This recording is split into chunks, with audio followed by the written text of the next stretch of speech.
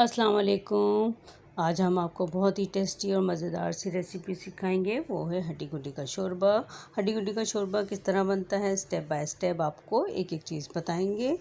आइए हड्डी गुड्डी का शोरबे को स्टार्ट करते हैं कि मज़ेदार सी रेसिपी कैसे बनती है। 2 किलो हड्डी गुड्डी ले लेंगे, अच्छी तरीके से इसको वॉश करके इसके अंदर ज़ीरा, लौंग, काली मिर्च, नमक, दालचीनी के टुकड़ा, बड़ी इलायची, अदरक और लहसुन और प्याज डालकर इसको अच्छे से कुक कर लेंगे। पानी डालकर पानी हम इतना डालेंगे कि ये अच्छे से कवर हो जाए तमाम हड्डियाँ।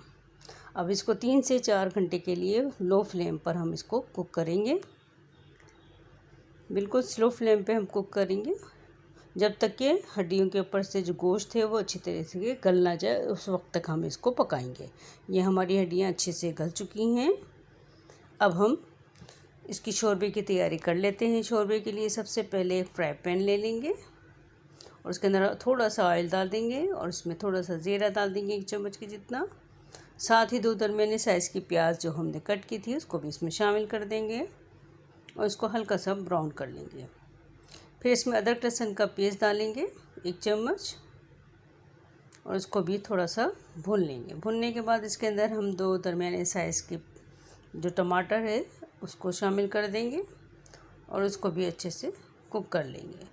अब इसमें नमक, लाल मिर्च, हल्दी और धनिया पिसा हुआ डालेंगे 3 चम्मच के जितना और उसको थोड़ा सा पानी डाल के इसको थोड़े से मसाले को भून लेंगे।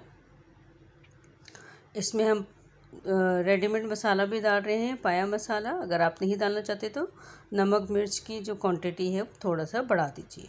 मैंने इसमें यहाँ पर पाया मसाला 2 चम्मच इस्तेमाल किया। इसको भी अच्छे से भून लेंगे मसाले को।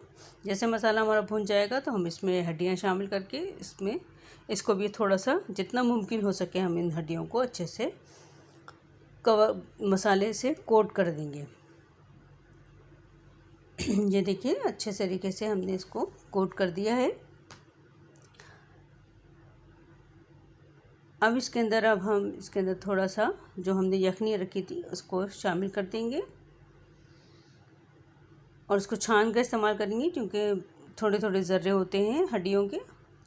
इसमें से लहसुन निकाल लेंगे, जो कुक किया हुआ लहसुन है उसको बाद में इस्तेमाल करेंगे। इसको 10 मिनट के लिए इस मसाले को इस पानी के साथ अच्छे से कुक करेंगे ताकि तमाम चीज़ें यकजान हो जाएं।